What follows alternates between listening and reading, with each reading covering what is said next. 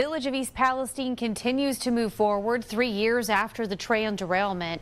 Health professionals, state and U.S. representatives, they have stepped in to aid in the recovery. But where does the community stand now, and what does its future look like? East Palestine's village manager, Antonio Diaz-Guy, is joining me now with an update. So, Antonio, can you take us back to the day of the derailment, how that village has changed over the past 3 years? Absolutely. So the day of the derailment clearly sticks out in a lot of people's mind as a scary time with lots of questions that needed to be answered. And as people sort of, collected themselves in response, there was a large gap between what should we do next. And now 3 years removed, I think we have answers to many of those questions, and we are full-fledged, ready to move forward. Yeah, and one of the major concerns since it happened has been the effects on the health of the people living there when that took place. The local office of the East Palestine Train Derailment Health Research Program opened today. So what has the community's reaction been to that, and what will it do in terms of offering services? There were a lot of people that came out today for the opening. I'm actually still sitting in an office at that location now. What we're doing is we want to empower these university teams, whether it's Yale and their water studies, or if it's the University of Kentucky and Pittsburgh on long-term health and mental health, to research the area's population and figure out, what, if any, effects from the derailment have occurred. Are those long-lasting effects? Are they acute? But in general, it's a pretty optimistic tone as we've honed in a nice set of research questions and have started the process of actually going through that study.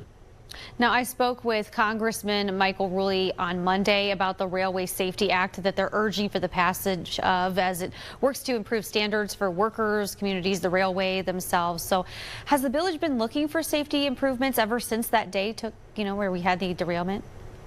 Yeah, as you can imagine, there's a lot of things going on at the village. We have normal day-to-day operational things like improving bridges and roads and water conditions, but then also at the same time have been managing the outputs from this derailment. Rail safety is still something that's in the minds of many people in the community, and we are taking steps as a village to maybe consider our economic future as being tied to rail safety. And so we do encourage any political leader, anybody in the policy world, to push for rail safety improvements. Although, I would say that I don't know professionally exactly what those are. There are people that are smarter than me and more qualified than me to answer those questions. Is there anything you hope is contained, though, in that legislation that stays with it if the lawmakers move forward with it, that you think would really help communities like East Palestine where derailments have taken place?